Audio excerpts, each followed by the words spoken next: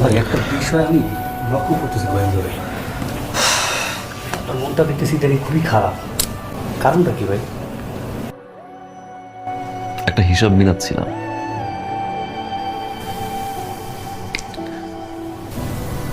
আমরা পুরুষরা খুব অদ্ভুত।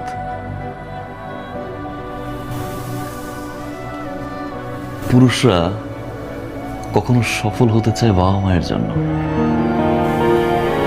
কখনো সফল হতে চায় প্রিয় মানুষটাকে পাওয়ার জন্য,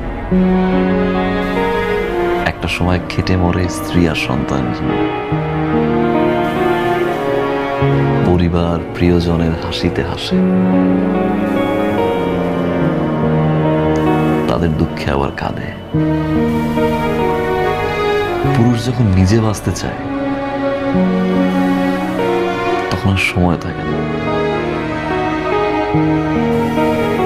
আমরা পুরুষরা বাঁচি অন্যের জন্য।